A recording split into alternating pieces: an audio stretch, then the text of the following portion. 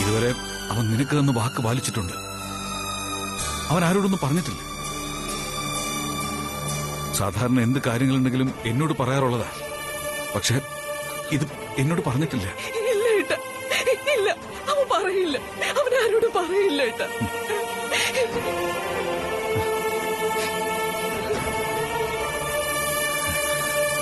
ഇല്ല, ഈ കാര്യത്തിൽ എനിക്ക് വിശ്വാസം പോരാ.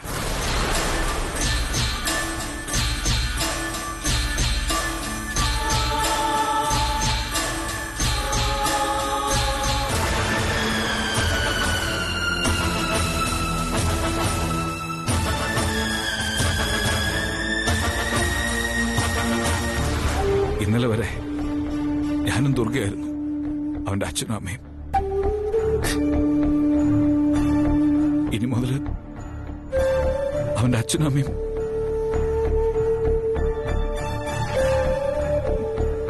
നിങ്ങളാ.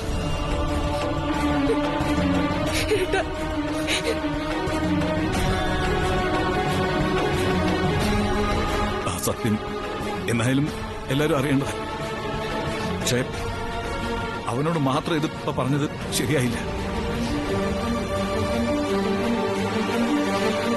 വലിയ മാനസിക സംഘർഷം അവനിപ്പോ അനുഭവിക്കുന്നുണ്ടാവും. അതിൽ നിന്നൊക്കെ ഒരു മോചനം കിട്ടാൻ വേണ്ടി അവനെങ്ങാനും അത് ദുർഗയോടോ തുളസിയോടോ മറ്റോ പറഞ്ഞാൽ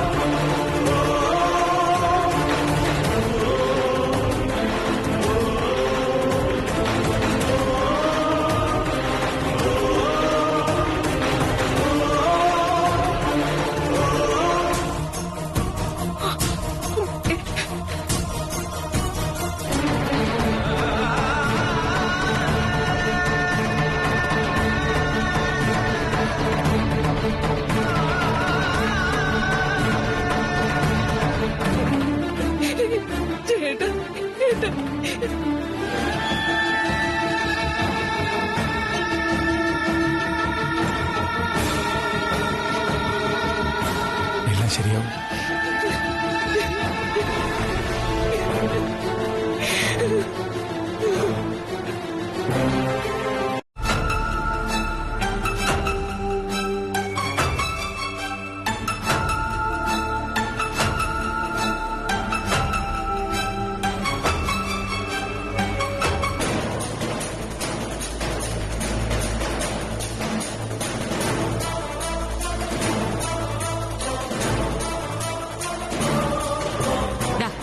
ഇന്നേക്ക് ഒരാഴ്ചക്കുള്ളിൽ ഞങ്ങളുടെ വീട്ടിൽ വെച്ച് എന്റെയും ആദിയുടെയും വിവാഹം നടന്നിരിക്കും.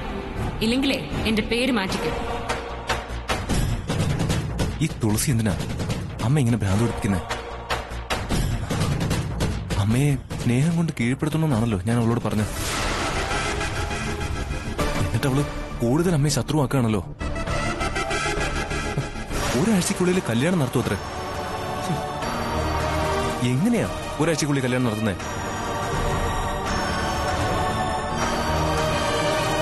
അമ്മയും തുളസിയും തമ്മിലുള്ള ഈ പോര് അവസാനിപ്പിച്ചേ പറ്റൂ.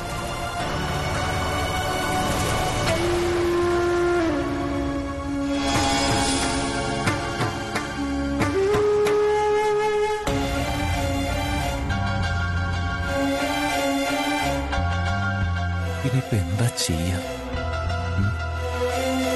പ്രിയാമ്മ എന്നോട് പറഞ്ഞ സത്യങ്ങൾ മുഴുവൻ തുളസിയോട് പറഞ്ഞാലോ? പറയാം. എങ്കിൽ മാത്രം അമ്മയായിട്ടുള്ള അവളുടെ യുദ്ധം അവസാനിക്കൂ. സത്യം എന്നായാലും അവൾ അറിയേണ്ടത് തന്നെയല്ലേ? നേരത്തെ അറിയുന്നതന്നെ നല്ലത്. ഇല്ലെങ്കിൽ ഒരുപക്ഷെ ഭ്രാന്ത് പിടിക്കുന്ന എനിക്കായിരിക്കും.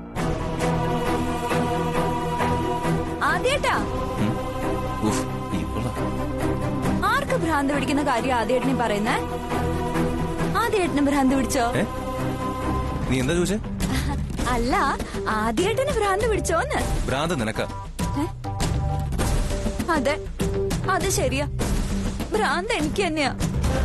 ഇല്ലെങ്കിൽ ആദ്യേട്ടന്റെ കല്യാണമെന്ന് പറഞ്ഞു പോയി തുളസിയുടെ ആൾക്കാരുടെ അടി വാങ്ങി വരില്ലല്ലോ ഞാൻ. ഓ, എമ്മ എമ്മാതിരി അടി അവറ്റകൾ എനിക്ക് തന്നെ. അടി കൊള്ളാത്ത ഒരു ഭാഗം പോലും ഇല്ല ഇനി എന്റെ ശരീരത്തില്. കണക്കായിപ്പോയി. നിനക്ക് ഇങ്ങനെ തന്നെ വേണം. എന്നെ തല്ലുകല്ല, തല്ലി കൊല്ലണം. ഞാനിങ്ങനെ അടി വാങ്ങി വന്നിട്ട് ആദ്യേട്ടന് എന്നോട് യാതൊരു സിമ്പതി ഇല്ലല്ലോ. അതേക്കുറിച്ചൊന്നും ആദ്യേട്ടൻ എന്നോട് ചോദിച്ചത് പോലും ഇല്ല. മുറിവുണ്ടോ ചതവുണ്ടോ ഒന്ന് അന്വേഷിച്ചത് പോലും ഇല്ലല്ലോ. എടി, നീ ഈ ആവശ്യമില്ലാത്ത കാര്യത്തിന് ഇറങ്ങി പുറപ്പെട്ട് അടി ചോദിച്ചു വാങ്ങിയതല്ലേ. അതിന് ഞാനെന്തിനെ സഹതപിക്കണം? കഷ്ടമുണ്ടോ ആദ്യേട്ടാ? വിടമോ? അതെ, ഈ അടി ചെയ്യുന്ന ഉപകാരേ അണ്ണൻ തമ്പി ജയിലെന്നാ പറയുന്നത്. ഈ കിട്ടിയ അടി കൊണ്ടെങ്കിലും നന്നാവും നോക്ക്. ആദ്യേട്ടൻ അങ്ങനെ പറയല്ലേ. ഞാൻ നല്ലത് തന്നെയാ. ചീത്ത ആ തുളസിയാ. അവൾ ചീത്തയാ. അവളെ ഞാൻ വെറുതെ വിടില്ല. തുളസിയുടെ ആൾക്കാർ എന്നെ തല്ലിയിട്ടുണ്ടെങ്കിൽ അതിന് ഞാൻ പകരം വീട്ടിയിരിക്കും. നീ എങ്ങനെ പകരം വീട്ടുന്ന? ഞാൻ തുളസി അവളുടെ വീട്ടിൽ കയറി തല്ലു. നീ അവൾ ഒരു ചുക്കും ചെയ്യാൻ പോകുന്നില്ല. നീ അവളെ വീട്ടിൽ കയറി തല്ലാൻ ചെന്നാലുണ്ടല്ലോ, അവൾ നിന്റെ പല്ലടിച്ച് താഴെയിടും. ആദ്യേട്ടൻ എന്നോട് ഒരു സ്നേഹവും ഇല്ല. സ്നേഹം മുഴുവൻ ആ തുളസിയോട്. അതെടി, തുളസിയോട് തന്നെയാ. അത് നിനക്ക് വ്യക്തമായിട്ട് അറിയാന്നുള്ള കാര്യമാണല്ലോ. പിന്നെ എന്തിനാ ഇവിടെ ഇങ്ങനെ എന്റെ പുറകെ നടക്കുന്നേ? ആതിരെ, നീ നിന്റെ കാര്യം നോക്കി പോവാൻ നോക്ക്. ഇല്ല, ഞാൻ പോവില്ല. ആദ്യേട്ടൻ എനിക്കുള്ളതാ, എനിക്ക് മാത്രം. ആദ്യേട്ടനെ ഞാൻ തുളസിക്കെന്നല്ല ആർക്കും വിട്ടുകൊടുക്കില്ല.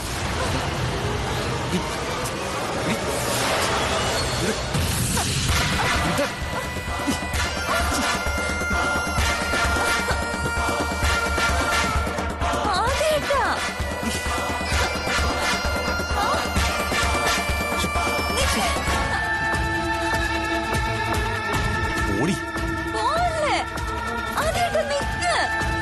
ഞാൻ പോവും. നീ എന്റെ പുറകെ വരണ്ട. മേഡത്തിന്റെ ആവശ്യങ്ങൾ എന്തൊക്കെയാണെന്ന് മേഡം പറഞ്ഞാൽ മതി. അതെ മേഡം. ഫംഗ്ഷൻ ഞങ്ങള് ഗംഭീരമാക്കി തരാം.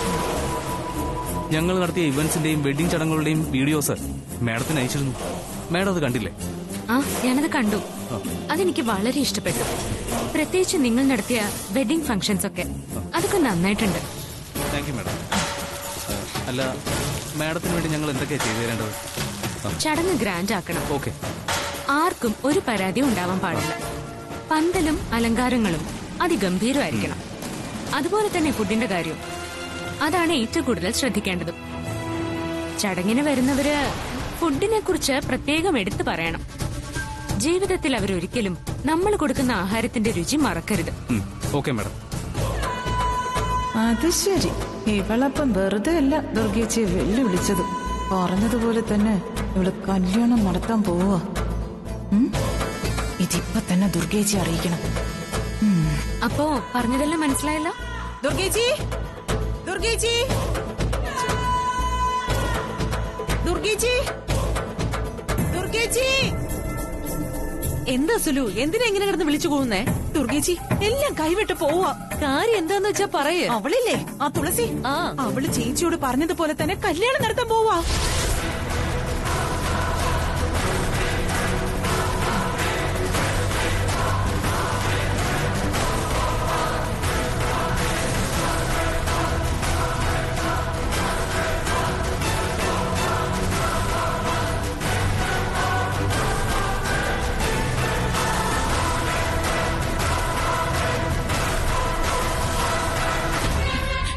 ദുർഗേച്ചി, അവള് വീടിന്റെ മുന്നിൽ നിന്നേ അവിടെ കല്യാണ ഒരുക്കങ്ങളെ കുറിച്ച് ഒരാളോട് സംസാരിച്ചുകൊണ്ടിരിക്കുക. സംസാരം കേട്ടിട്ട് അയാള് ഏതോ ഈവന്റ് മാനേജ്മെന്റിന്റെ ആളാ. പന്തലിടുന്നതിനെ കുറിച്ചും സദ്യ ഒരുക്കുന്നതിനെ കുറിച്ചും ഒക്കെ അവള് പറഞ്ഞുകൊണ്ടിരിക്കുന്നത്. എന്റെ ദുർഗേച്ചി, ഇങ്ങനെ നോക്കി നിൽക്കാതെ ഒന്ന് വാ, വാ ഇങ്ങോട്ട് വാ.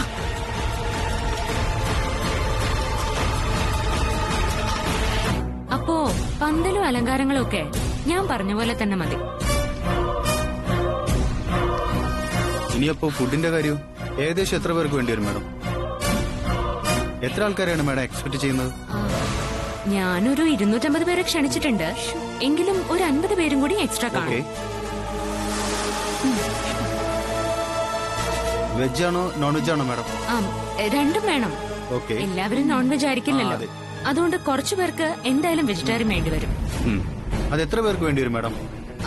അത് നോക്കണം. ഞാൻ നോക്കിയിട്ട് അറിയിക്കാം. ഓക്കെ മാഡം, മാഡം വിളിച്ചാൽ മതി. ശരി. അല്ല, ഇനി അഥവാ എന്തെങ്കിലും വേണമെന്ന് തോന്നി ഞാൻ ഫോണിൽ ഓക്കെ കോൺടാക്ട് മാഡം, ശരി. Thank you madam.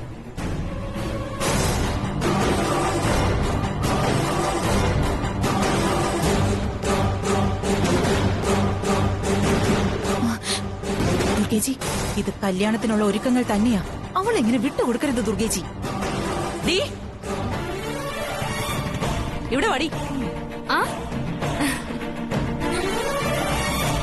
ദുർഗാമ്മ ഇവിടെ ഉണ്ടായിരുന്നോ? നീ നടക്കാത്ത കല്യാണത്തിന് വേണ്ടി വെറുതെ പന്തലിടാനും സദ്യ ഒരുക്കാനൊന്നും നിക്കണ്ട മോളെ. നീ വെറുതെ ഈ കച്ച കെട്ടുന്നത്. എന്നെ വെല്ലുവിളിച്ചുകൊണ്ട് നീ ഈ കല്യാണം നടത്തില്ല.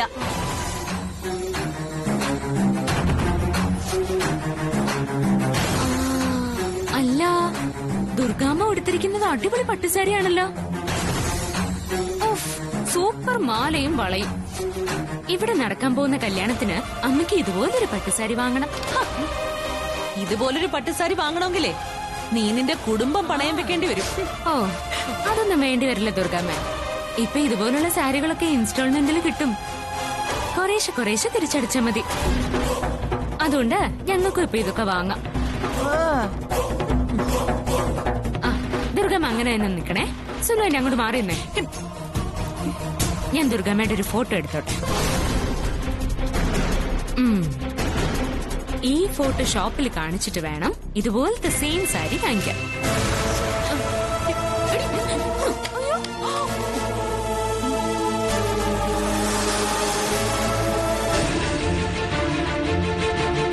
നിന്റെ അഹങ്കാരത്തിനുള്ള മറുപടി ഞാൻ തരുന്നുണ്ട്.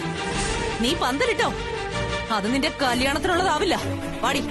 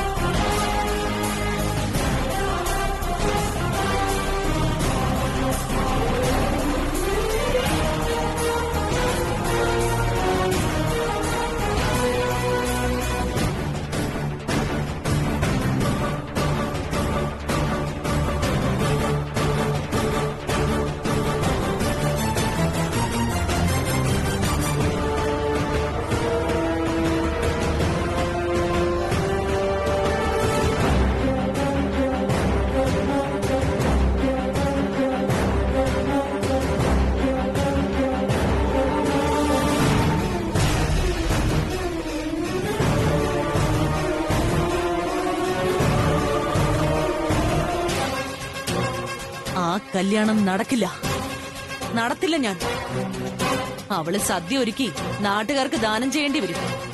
അന്നദാനം മഹാദാനം എന്നാണല്ലോ. അതിന്റെ പുണ്യം കൂടി അവൾക്ക് കിട്ടിക്കോട്ടെ. തുളസി ഇത്രയൊക്കെ ചെയ്യുന്ന സ്ഥിതിക്ക് അവൾ ഏത് വിധേനയും കല്യാണം നടത്തിയെടുക്കാൻ ശ്രമിക്കും ദുർഗേച്ചി. അത് നമ്മൾ ശ്രദ്ധിക്കണം.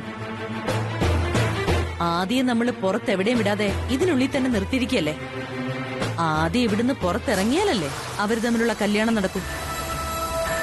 ദുർഗേച്ചി, ഒരനുഭവം ഉണ്ടായത് നമ്മൾ മറക്കണ്ട. മുറിയിൽ പൂട്ടിയിട്ടിരുന്ന ആദ്യ പുറത്തിറങ്ങി അപകടത്തിൽപ്പെട്ടത്. നമ്മൾ അറിയാതെ അവൻ എങ്ങനെയാ പുറത്തു പോയതെന്ന് എനിക്ക് ഇപ്പോഴും ഒരു പിടിയും കിട്ടുന്നില്ല ദുർഗേച്ചി. അതുകൊണ്ട് ഇനി നമ്മൾ സൂക്ഷിച്ചേ പറ്റൂ.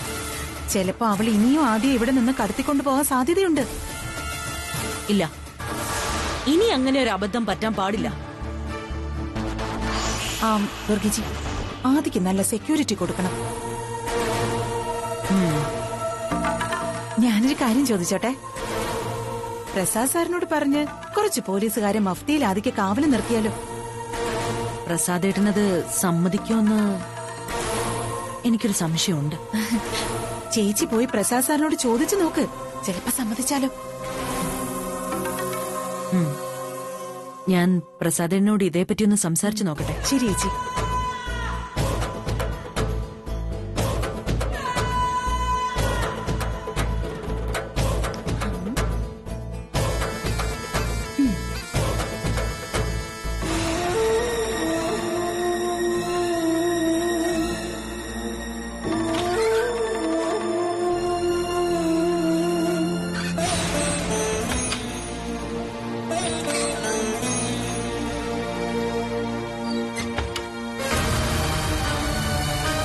പ്രസാദേട്ടൻ ഇതുവരെ റെഡിയായില്ലേ?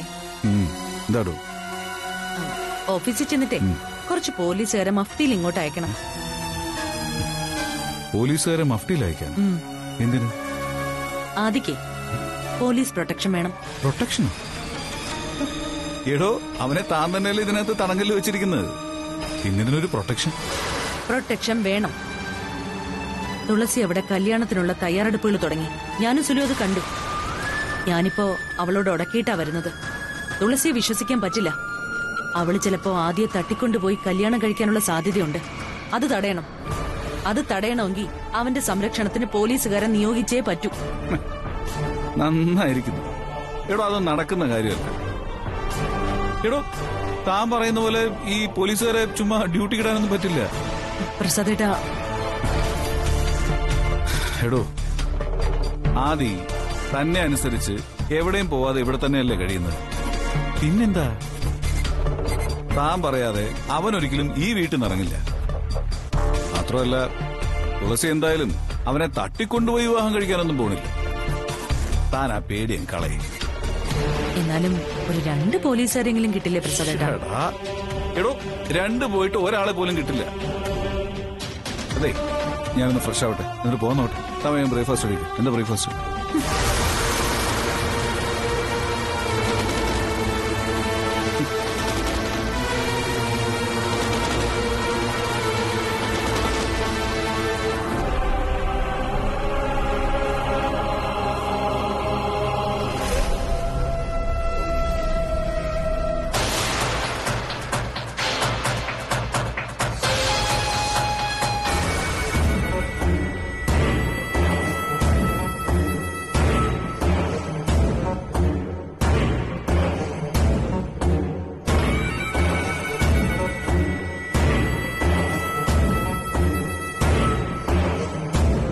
ദുർഗേച്ചി, എന്തായി ദുർഗേച്ചി? അത് ശരിയാവില്ല. പ്രസാദേട്ടൻ സമ്മതിച്ചില്ല. അല്ല, ഇനി പ്രസാദേട്ടൻ സമ്മതിച്ചാലും പോലീസുകാരെല്ലാം പ്രസാദേട്ടന്റെ ആൾക്കാരാ. അവര് പ്രസാദേട്ടനെ മാത്രമേ അനുസരിക്കൂ. അവരൊന്നും തുളസിയെ തടയാനൊന്നും നിൽക്കില്ല. വേണമെങ്കിൽ അവൾക്ക് ഒത്താശ ചെയ്ത് കൊടുക്കുകയുള്ളൂ. ചിലപ്പോ പയ്യനും പെണ്ണും പ്രായപൂർത്തിയായവരാണെന്നും പറഞ്ഞ് സ്റ്റേഷനിൽ വെച്ച് തന്നെ കല്യാണം നടത്തി കൊടുക്കും. അയ്യോ, ഇനിയിപ്പൊ നമ്മൾ എന്ത് ചെയ്യും ദുർഗേച്ചി? എനിക്കാവശ്യം ഞാൻ പറയുന്നത് കേട്ട് അനുസരിക്കുന്നവരെയാ. ആ, അതിപ്പോ ഈ വീട്ടില് ഞാനല്ലാതെ വേറെ ആരാ ഉള്ള ദുർഗേച്ചി? സുലു, നമുക്ക് ബൗൺസേഴ്സിനെ ഇറക്കിയാലോ? ബൗൺസേഴ്സോ? ആ, എടി, ഈ ടിവിയിലൊക്കെ കണ്ടിട്ടില്ലേ വലിയ VIP-സിനോടൊപ്പം പ്രൊട്ടക്ഷന് വരുന്ന ആൾക്കാരെ? ആ, പിന്നെ കറുത്ത കണ്ണടയൊക്കെ വെച്ച് നല്ല ജിമ്മന്മാര്. ആ, അത് തന്നെ. അവരിറക്കിയാലോ? അവര് കൊള്ളാം ദുർഗേച്ചി. ഈ മമ്മൂക്കയിൽ ലാലേട്ടനും ഒക്കെ വരുമ്പോ അവര് ഈ ആരാധകരുടെ ശല്യത്തിൽ നിന്ന് രക്ഷിക്കാൻ വേണ്ടി വരുന്ന ആൾക്കാര് അല്ലേ? അവര് തന്നെ. അങ്ങനെ കുറച്ച് ബൗൺസേഴ്സിനെ നമുക്ക് ഇറക്കണം. അവരാവുമ്പോ ആദ്യ കാര്യമായിട്ട് സംരക്ഷിച്ചോളൂ. അത്യാവശ്യം ആർക്കെങ്കിലും 2 കൊടുക്കണമെങ്കിൽ അവര് കൊടുത്തോളൂ. ആഹാ, ആ, ഇത് ഐഡിയ ദുർഗേച്ചി. അവരെ തന്നെ ഏർപ്പാടാക്കാം. അല്ലാതെ ആദ്യ സേഫ് അല്ല. തുളസിയുടെ ഫോട്ടോ അവരെ കാണിച്ചിട്ട് അവളും ആദ്യം തമ്മിൽ കാണാനുള്ള അവസരം ഉണ്ടാക്കരുതെന്ന് പറഞ്ഞാ അവരത് ചെയ്തോളൂ. ആ, എന്നാ പിന്നെ നമുക്കിനി എന്തോന്ന് ആലോചിക്കാനാ ദുർഗേച്ചി? നമുക്ക് ബൗൺസേഴ്സിനെ വേഗം ഏർപ്പാടാക്കാം.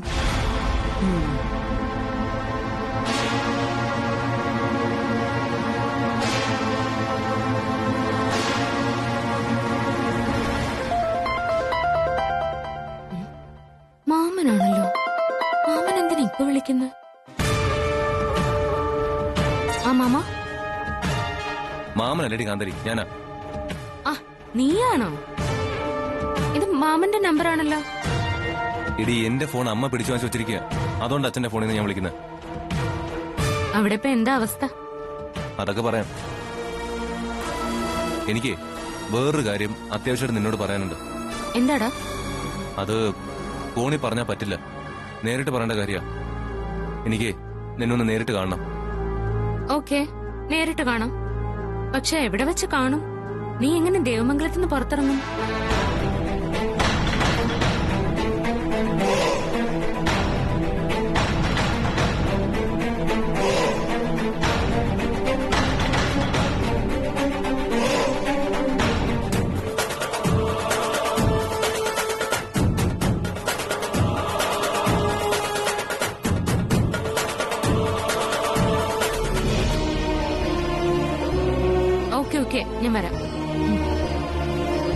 ആരാ മോളെ? ആ, ആദ്യ അച്ഛാ. ഓ, ആദ്യായിരുന്നോ? ഉം. അച്ഛാ, ആദ്യക്ക് എന്തോ അത്യാവശ്യമായിട്ട് എന്നോട് സംസാരിക്കാനുണ്ടെന്ന്. അവൻ എന്നെ നേരിട്ട് കാണണമെന്ന്. ഞാനിന്ന് ആദ്യം കണ്ടിട്ട് വരാം. മോളെ, നീ പോവാൻ വരട്ടെ. ഞാൻ പ്രിയോടും സംസാരിച്ചിട്ട് വരാം. അമ്മയോട് അച്ഛൻ പറഞ്ഞാ മതി, ഞാൻ ഇറങ്ങും. മോളെ, നിക്ക് നീ പോവല്ലേ? എന്താ കാര്യം അച്ഛാ? നിക്ക് പറയാം, പോവല്ലേ?